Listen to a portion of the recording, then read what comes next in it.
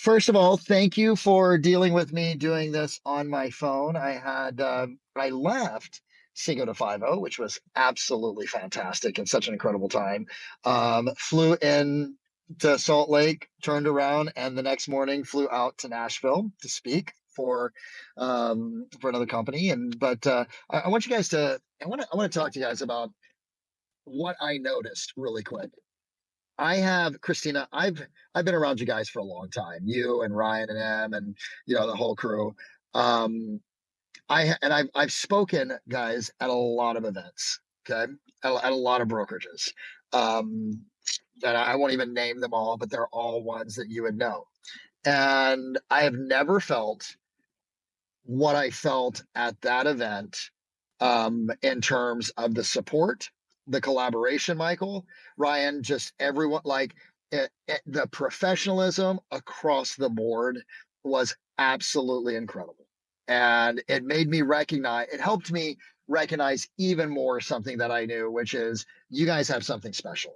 And I hope you recognize that. And for those of you that were not there, next year, as the script goes, when do you plan on moving? No, so next year is you definitely want to move the earth to actually be there because it's in a beautiful location. It gives you the chance to be able to connect with people on a really deep and meaningful level. And there was just as much mind share, and I love this going on at the pool as there is in the room as well too, right? Where people are sharing their ideas and what's working, what's not working, so it really was a exclamation point on what Nazar and all of you have ultimately and are building and continuing to build. Um, I said something on day number two, right? So day number one, I talked about what it means to be a CEO of your business, and we will talk a little bit about that here today, right? Because that is the topic, and I want to stay in integrity with that. But day number two, I talked about growth, like growth of your organization, not growth of your production team, but growth of the organization that you're creating inside of Five. And I just want you to write this down, okay, if you would. And Ryan and whoever else was there. Hi, Teresa, Miss Coward. Hey, sister, so great to see you. Um, I want you to write down, what do I love about being? How has Five positively impacted my life? How has being part of this organization positively impacted my life? How is my life better? How is the life of my family and my friends better? Life of my team better? And just brain dump really quick.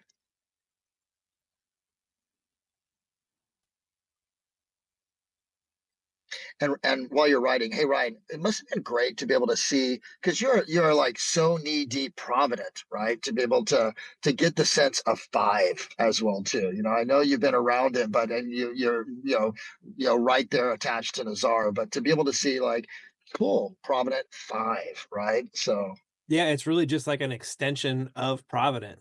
So it was yeah, really cool. It was really cool to see that because the people, they all kind of live the way that our team does. It's those core totally. values and caring about clients, being hardworking but still liking to have fun. Like it was really cool. It's super special. Like, and I don't say that often. You guys will not, like, I'm not a softie, right? At all, right? But there was something really special about it. So, hey, Michael T, what'd you write down, man? Like, how has this impacted, like, being part of Five? I'm sorry, you're on my front screen, so like you're right below Ryan, so you're getting called out, man. He's like, I can't figure it out. I'll come back to you, Mike. All right. Oh, Well, we got listen, yeah, that's all right. Thank you. I wrote down how has real estate made my life better. How has real estate changed my life? I'm not part of Five yet. I'm not, I'm with a different brokerage. okay. So, Well, but here's what to I would answer the say. question, Yeah, go ahead. Go go ahead. ahead. No, go ahead, dude. It's changed my life in so many ways. Like I was deep in debt before I got into this business, really in a bad situation financially. And because I worked hard and did what I needed to do, not only am I way out of the debt I was in, I'm, invested quite a bit of money and catching up on retirement. It's really changed a lot in my life. So That's awesome, man. That's beautiful, dude. Incredible. And I guess the point that I wanted to make for those of you that are part of Five, because I know we got some, a large portion of this call are members of Five, and some of you are not, is this.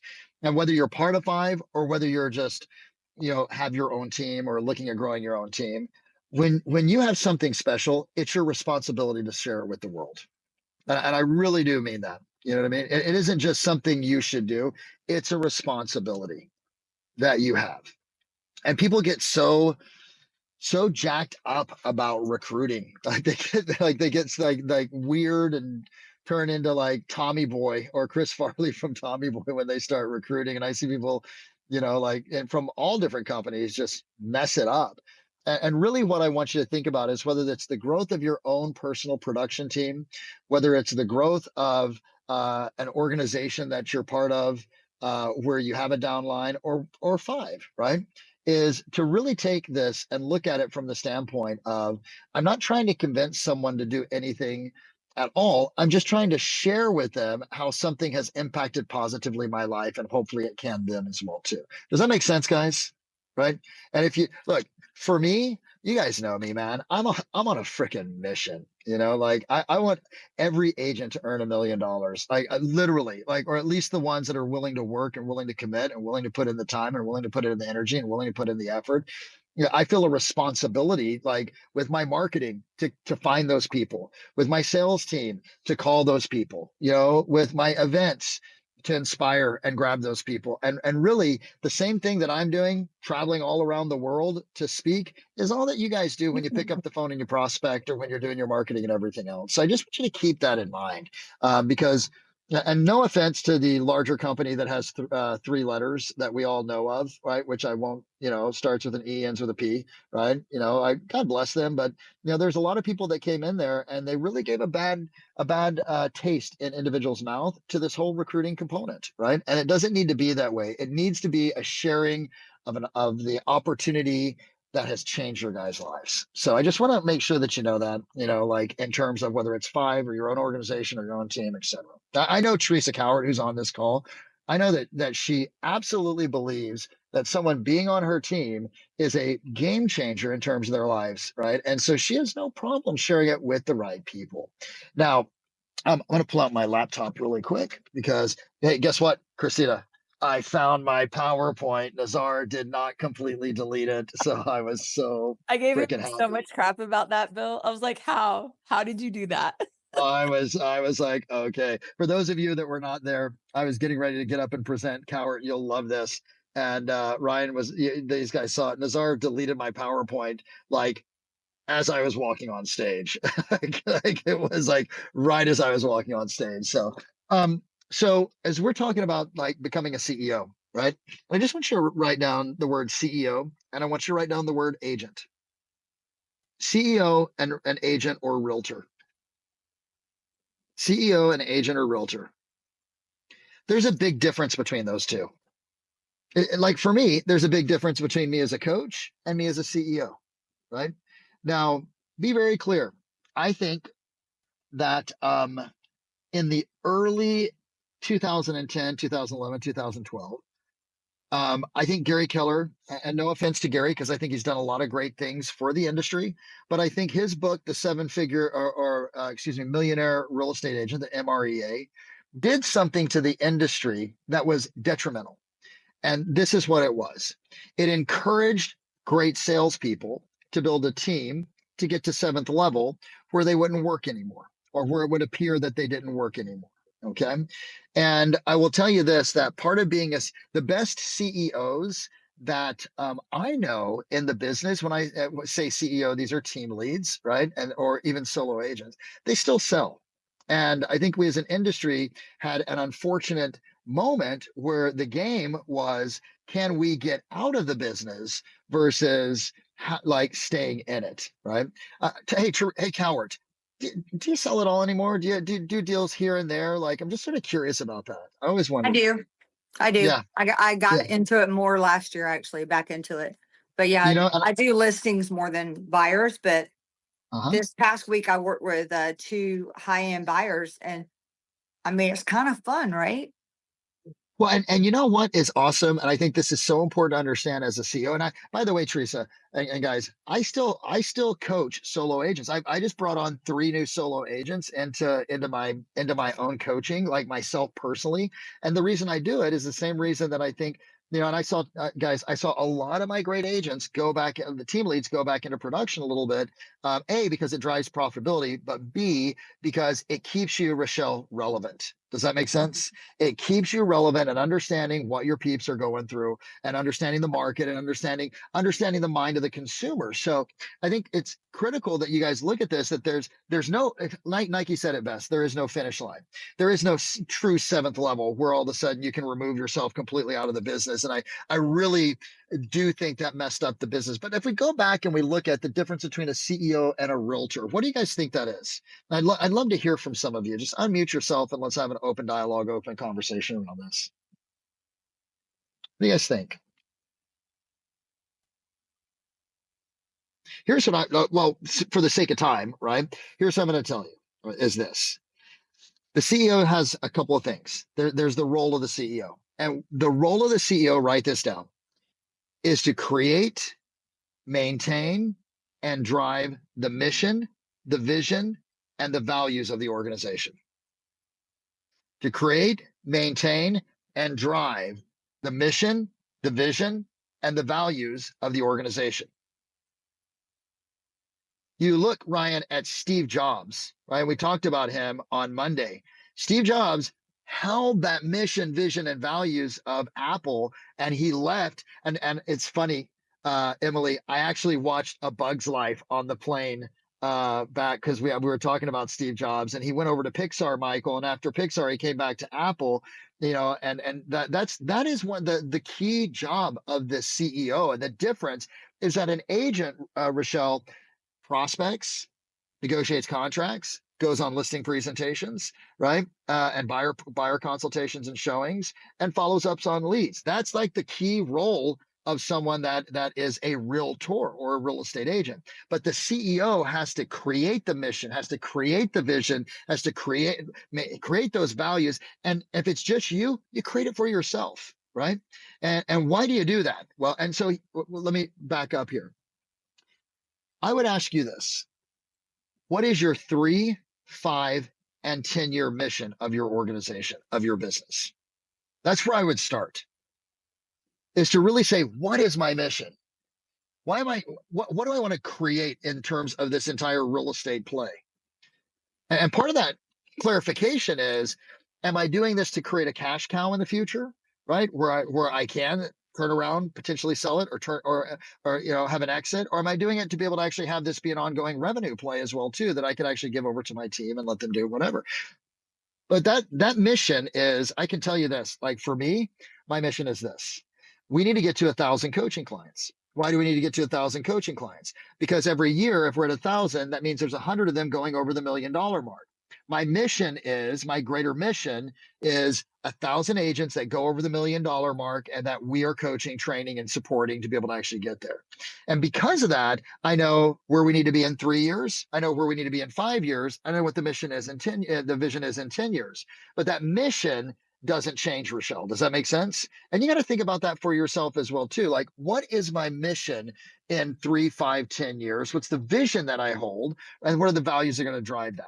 I think part of the CEO's role as well too, and I wrote this down, is in your market, what do you want to be known for by the consumers?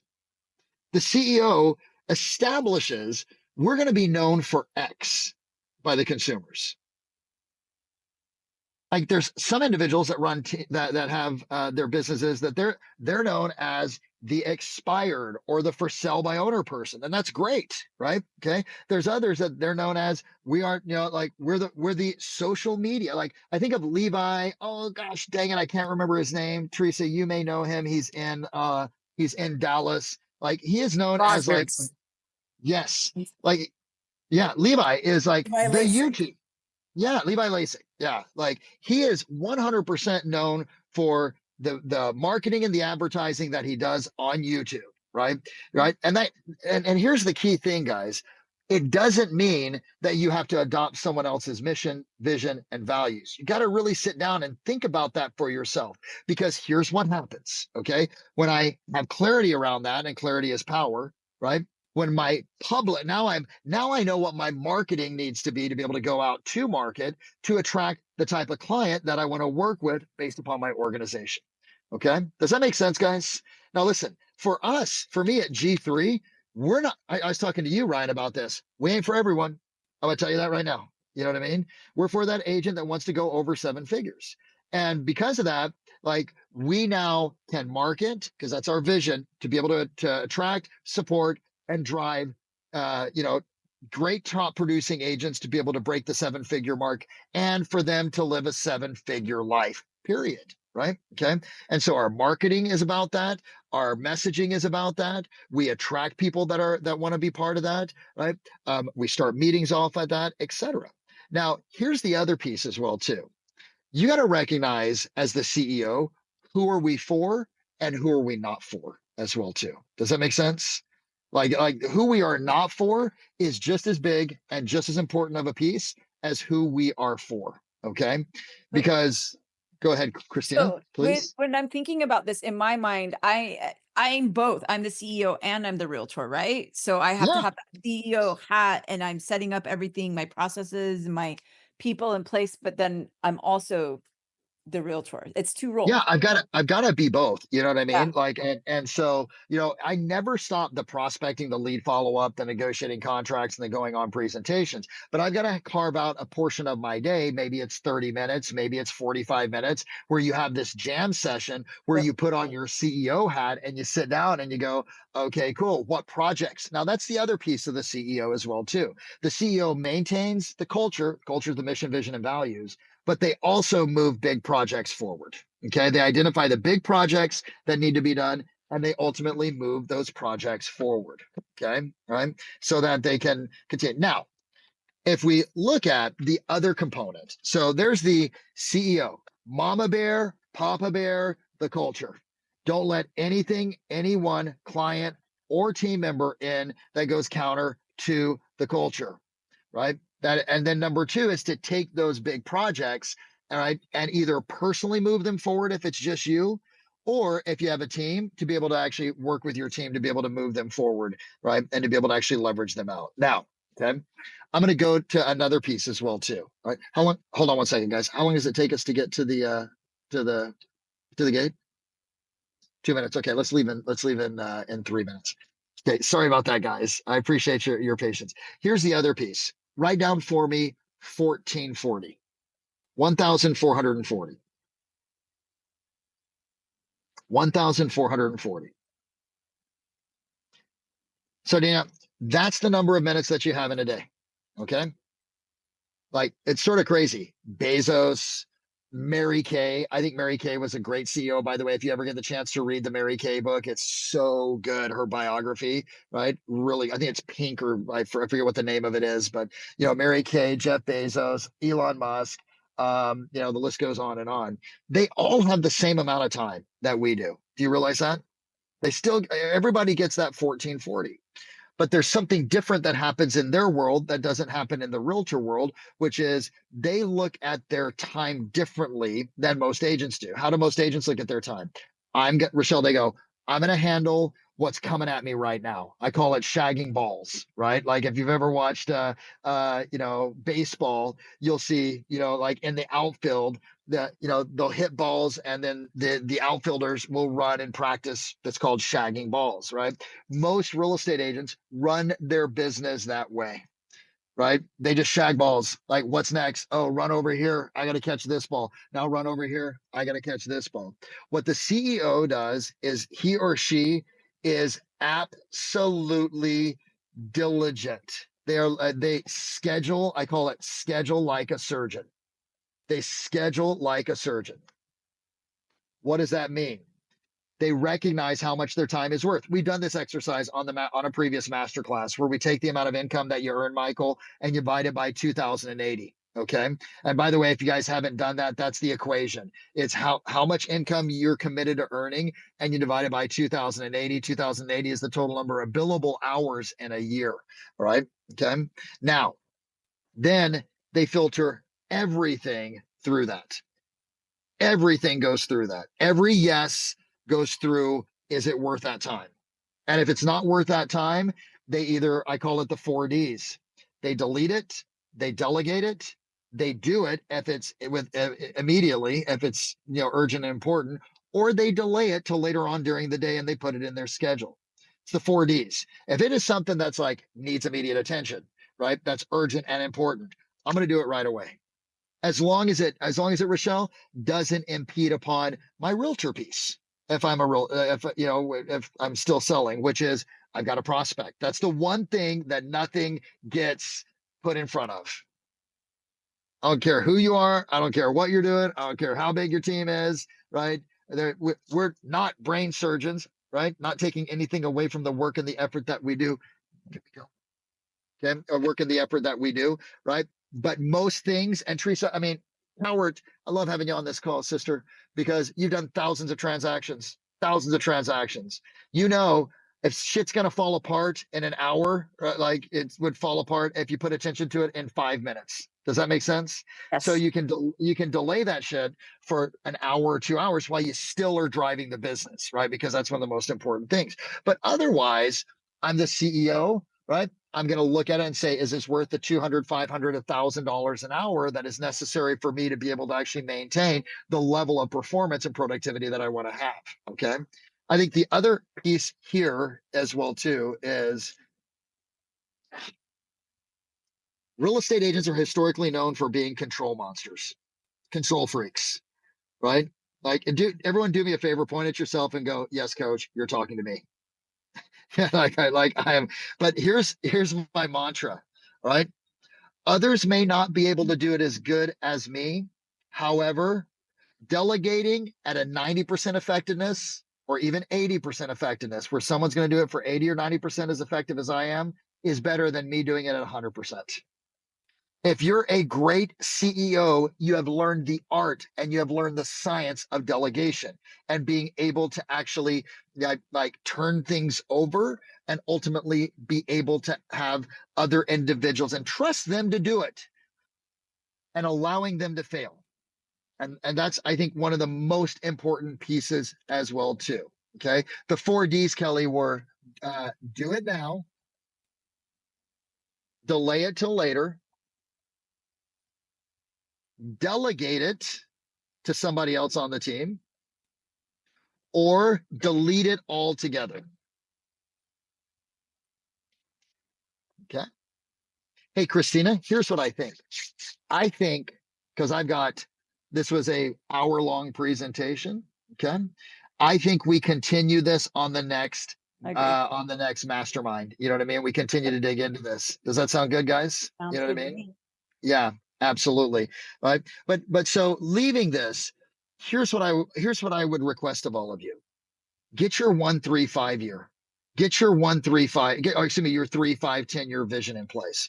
What are you building? What does it look like? And if that shit doesn't inspire you, then you keep writing until you get a vision and a mission that you're just like obsessed with. Teresa knows me. Christina knows me. Emily knows me, right? Ryan knows me.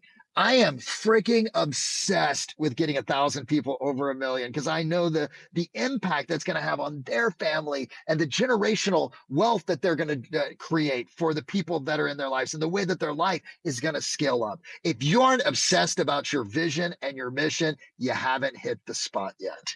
That's the one thing walking out of this that I want you guys to get, right? And then once you have that, you start to guard your time like a mama bear, right? And you say, no, this is my time. Okay. Because I'm working towards something that matters.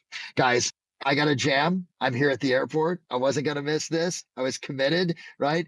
We'll pick this back up on the next one. If you guys need anything, I am here. For those of you that I saw down in Mexico, I had such a blast with you, and you guys were so kind and so welcoming to both myself and Angie. And for those of you that were not in Mexico, you missed out for sure on a really good time. I'll see you guys in 2 weeks on our next masterclass. Thanks, guys. Take care. Bye bye.